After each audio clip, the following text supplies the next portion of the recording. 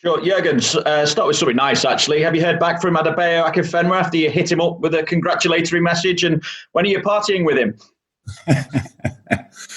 When it's possible, in the future, one day, I don't know exactly, but he is invited for the parade, 100%. So I saw before the video when he was sitting in the team meeting in our shirt in a Liverpool kit, which I thought it was really funny. No, I watched the game last night. Yes, he responded. He sent a video back. Well, what did he say? That's private. At least a few things in life should stay private. It was nice. He was obviously really happy. Something we're asking all managers today is what your thoughts are on the decision to overturn Manchester City's European ban, and also what does that mean for financial fair play now? I think we should move that question to the end, because if I give my answer now, then nobody will listen to the rest. No, it's a joke.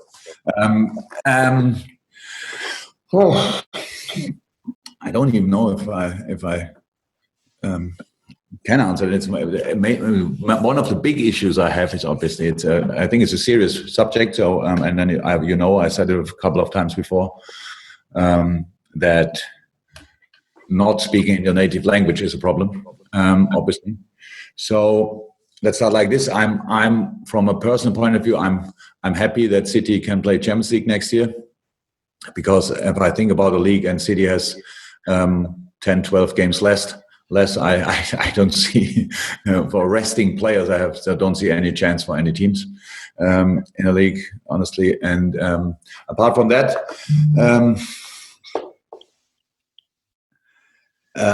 I have absolutely.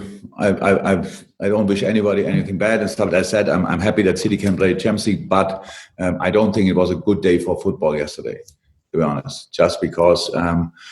I think FFP is a good idea. It's there for protecting teams, protecting the competition. That was the idea in the start, that nobody overspends, stuff like this. That the clubs can, before the season, have to make sure that the money they want to spend is based on the right sources. Let me say it like this. And I am on top of that. I come from Germany. I'm educated in a completely different system. The majority of my life, we have a different club. We have different club structures. That's a club, really club structure, and not owner-based system. So for me, we never, probably Germany, as long as they stick to that system, they never will have these kind of problems. It's just clear where you get the money from before the season. You get your license. If you don't get the license, then you can't be part of the competition. That's maybe you know that this licensing system in Germany. So it makes it slightly difficult, but yeah, I think really FFP is a good idea. And but I don't know. I don't know if anybody of you knows more. I read a little bit about the judgment or the verdict, whatever. What they said, why it was like it was, and how is that. It's not up to me to judge this, and I don't. I only think this FFP frame, which is for all of us, we all should stick to. That's all I can say. That's what the rules are for, and I really hope that FFP stays, just because it gives at least kind of like borders where you can go to, but not over it. And I think that's good for football. Honestly, if we start doing that, nobody has to care anymore at all, and the richest people or countries can do what they want in football, that would make the competition really difficult. And I think that would lead automatically then in kind of a world super league with like 10 clubs. And I don't know exactly the clubs. It depends then not to the name of the clubs. It depends to the people who own the clubs, and then they can play against each other. But I think it makes sense that we have these kind of rules. But about the case from yesterday, or the judgment from yesterday, I don't know enough, or I didn't understand it properly. Why this was the judgment? I don't know. Well, looking ahead to the game, then, I just wonder what differences you see in Arsenal under Mikel Arteta, and is this a side that will again be challenging the top four in the not too distant future, at least? Unfortunately, probably yes. It looks very much so. It's Mikel is part of this very exciting new coaching generation, or managers generation. Really exciting to watch. You can see the ideas behind. Obviously, that's good, influenced by Pep. He worked together with him. Probably they had the same idea already before when Mikel was still a player. And so, yes, it's you can see a massive influence of him. And on top of that, obviously at Arsenal, a really exciting squad. They have all the different the offensive. They have more experienced offensive players, which are massive quality, and then coming up a lot of really, really good ones. So yeah, looks like Arsenal will be a proper challenger again. Thank you. Simon Crabtree. Hi, Jurgen. Can I just ask you about sort of any team news, really? I'm just wondering whether James Milner has perhaps got any chance of playing before the end of the season, or if there's any fresh injuries that maybe we don't know about. My last information is, and that's from yesterday, because today I didn't speak to anybody. We have training later. The last information was that Millie is in contention or is pretty safe for the Chelsea game. And nobody told me yet that he will be available tomorrow. And it didn't rain yesterday, so that doesn't, it's not a good sign then. But it's will be fine for Chelsea, I'm pretty sure. Apart from that, no new injuries on the list. So we should have the same squad like we had for the Burnley game. Good. In the Liverpool Echo today, our friends there said it was 3 years to the day since Mo Salah made his first appearance in a Liverpool shirt in that pre-season friendly against Wigan when he scored and went off at half-time. And if he plays against Arsenal, it will be his 150th competitive appearance. So I'm just wondering if this is a good time for you to remind us about the first time that he really came on to your radar as a player and the first time as well that you thought, we've got to have him now. First and foremost, that means he played 50 games a year, each season, 50 games. And still counting. So probably then, yeah, unbelievable. So it's a big number. And obviously he was lucky. We were lucky that he could play all these games because he was not injured, which is good. And on the, yeah, exactly. Yeah, and then I was very positive in the moment when it was clear that we have him, that we signed him, about his future. I remember our talk where it was when we first met face to face, and when we spoke about, he said, Sadio, so what's your favorite position? Yeah, it would be right wing. Okay, but Sadio Mane is playing there. He told me and said, and he plays a pretty good season. Yeah, he does, but he can play the other wing as well. So that was pretty much the start, and the idea was clear how we want to play with the boys up front there, but it worked out in a manner which we couldn't have expected. Obviously, they scored now 250 goals since they played together or are involved in 250 goals. I'm not sure, but it's an incredible number. So yeah, it was a good day for Liverpool and a very good day as well for Mo, but because I think it fits really well. And that's very important in life, that you cannot change the world alone, but together with the right people around you, you have a better chance to do it. Thank you, Simon. Juliet, BBC. Hey, Jurgen. Just listening to what you said about FFP with the richest clubs in the countries, if they don't stick to it, it kind of can make football more difficult. And when you see someone like Adebayo Akinfenwa, beast mode last night, just enjoying his success, although he's never played at the highest level. But the journey that he's been on, he didn't have a club 4 years ago, promoted to the Championship and everything else. Does that bring you happiness and joy when you see players do that just as much as your own players winning the Premier League, winning the Champions League? All I want is, it's you don't have to mention one thing to celebrate the other thing. It was just nice to see. And I was yesterday before the game, to be 100% honest, I'm neither Wickham, how you say it, Wickham supporter or Oxford supporter, but Ben Woodburn plays for Oxford, so I was slightly more on the side of Oxford, but I watched the game just for because I want to see it, and then when they won it, and that's just nice. You see how much it means to them. I don't, as when you are involved, I don't like the playoffs too much. I was in my life once or twice. It's the pressure is really is incredible. It's not a lot to do with enjoyment, But the winner afterwards is obviously outstanding, and I liked it a lot. It meant a lot to the manager last night, obviously to all the players there. It meant a lot, and it was on the other side really hard for the Oxford boys. So that's how football is sometimes. There's only one winner possible in these kind of games, and it was last night.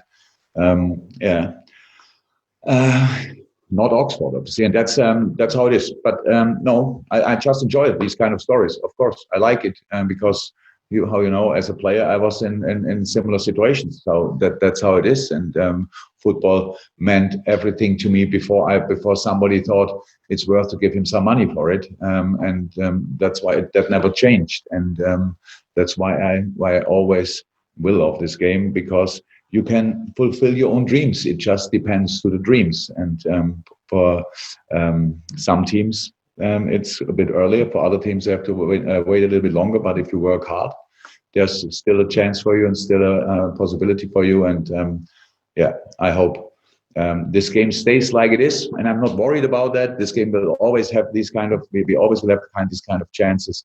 It's just exactly how it should be. If you work really hard, you can make it. Fantastic. Thank you, Juliet. We go to James Mountford from BBC Merseyside for 2 questions. James, if you could unmute, we can't hear you. Maybe James Mountford's not there. Sorry, James, you've not unmuted yourself, so we'll go to Carl Markham, who's next up. Carl, there we are. There's been some suggestion in the last couple of days that the club are going to take an option on Dejan Lovren's contract for another year. It's not been the best season for him with, I think, 15 appearances. I just wonder where you see his future. First and foremost, 15 appearances, unfortunately, couple of times injured, once for sure. It was not available. Dejan played for us outstanding games, so was always a very is a very important part of the squad. And absolutely no problem. It's always like this. We have 4 centre halves, and we play usually with 2 of them, but we needed all 4 always. So very, very important role. Played for us the Champions League final. Played a lot of big games. Really, and was is always a very reliable player. So nothing else to say about it, to be honest. Is there a value to the experience he has? He's 30. What is he, 31 now? So 30. So is there a value you place on the experience he has for you? Yeah, absolutely. How I said, since I'm in, Dejan was always either in the team or close to the team. Or not available. There was nothing else. So we never had problems. So it's all good. But nothing to say about the contract situation, because that's nothing to discuss in the public. It's just how it is. I think that the situation is absolutely clear. Dejan is a player of LFC, and we need him. In this moment again, with Joel injured, we have again only 2 and only 3 centre halves. So 1 more injured, and Dejan had a little problem the last 2 weeks. Not massive, but little, is now available again. That's what you need. What you want, if you need the quality we have on a centre half position to be successful, and that's why there's nothing really to discuss. Okay, fantastic, Carl. We'll try James Mountford again for one from BBC Merseyside. James. Hello, Jurgen. Can you hear me this time? Yes, you're unmuted. Oh, wonderful. Thank you. Jurgen, you mentioned earlier about Mikel Arteta, and he has obviously made the successful transition from being a player to becoming a manager. I just wonder, Jurgen, what potential do you see in your own squad for future managers? A lot of talents in there, because we have very good characters so like leaders in the team, which is obviously one fact, but the other guys are maybe too young to judge that now. So it's not too important to think about that now. The first and foremost, you have to want it as a player. You want to be a manager, because you have to learn it. If you are ready to learn it, it's not rocket science. So if you have done the right leadership skills, if you are ready to work hard, because that's the first thing you have to accept. Some players after their career say, okay, football, I have now enough for a while. That's absolutely okay if you want to travel for a year or so, but then you have to start and then you have to start working because so until the end of your career, you saw the game mainly only your perspective on the pitch, and you need to get a bigger view on it. And that's something that doesn't work without hours and hours and hours watching football games and try to understand why things happen like they happen on the pitch. So yes, we have talents, but I don't want to put any burden on their shoulders. If they want to do it, they have a lot of players who could do it. If they don't want to do it, I'm fine as well. So because they will find something else. Virgil van Dijk, if he does complete this season, each game he'll become Liverpool's first outfield player to be an ever-present in back-to-back league campaigns since Robbie Fowler did it in the mid-90s. I just wonder, Jurgen, how does Virgil look after himself off the field to enable him to be such an ever-present? Absolutely. Now we speak about Virgil, but the boys, they do it. We do everything around them to provide the perfect things what they need for recovery. But of course, that's how I said. We have not only Virgil. Virgil played all the games, but all the others were pretty much always available. A lot of them, and that makes it easier to be on the pitch. Yeah, no, it's just what he has to do. He's a sensational professional, no doubt about that. But he plays centre half. Huh? They don't run exactly like the midfielders. So in some games, at least for us. No, it's up to the boys. They take care. And what we can do from a club side, we do, of course, and we try to improve that every day. Actually, for sure, every season we try. We look how the different recovery things work, and if they're good, we stick to them and improve them. If they don't work really well, then we change them. So that's how our process is. We learn still always, and the intensity of the game will not stop. It will always get more and more intense. So we have to make sure that we bring the boys every 3 days in the best possible shape on the pitch. Okay, and as it stands, this will be the last question in the open part before we go to the embargo, and it's from Rick, who's from ABS-CBN in the Philippines. Rick, are you there? And I've unmuted you. Yes, I am. Question? No problem. Good afternoon. First and foremost, congratulations, Jurgen, Thank you. on the premiership. My question is there anything you're looking for in these last couple of matches in terms of tactics or individual play, something that you're looking at keenly for your players and for your team? Look, that's difficult because the Premier League game is so demanding. So making changes in this steps and when you play every 3 days is really difficult. So the most important thing in this moment is that we are really competitive, because our opponents obviously play for everything. And so Arsenal now wants to qualify for Europe, and we will feel that, and that's what we have to make sure. And it's good. That's good for our development as well, because be making sure for ourselves that we are ready in each game, even if we don't play for anything apart from points, which for us is the main thing, the 3 points. And the boys showed me that all the time. That's why I was really, really happy with the Burnley game, because it was, from all the Burnley games I played so far with my teams, was one of the better ones for sure. We just didn't score the goals. And then you will always struggle against Burnley, because they believe in this one chance, and they got it, and that's why they could get a point. But that's what we have to show: the attitude, the desire. That's what we have to show. Football tactics, then, that I say now let's change this and that. That you have to for changes. Timing is extremely important, because you have to speak about them and ask for them in moments when the boys are ready for that. And that's now, it was all a difficult time with the lockdown coming back. I was happy to play again, try to find your feet again, stuff like this. We did that, great. Physical status is great. It was very important as well, because it showed us that the boys, when they were at home, we observed that obviously, but that they did all the necessary stuff. So, and now we have to finish this league in a really very, very difficult schedule. Fix it with Arsenal and Chelsea, obviously, with the result last night, especially, it's a proper fight for Champions League. So we will get the trophy that night, and Chelsea fights here with all they have for the Champions League. That will be an interesting game as well. And the last game, Newcastle, which I know meanwhile is, for some reason anyway, a pretty intense game.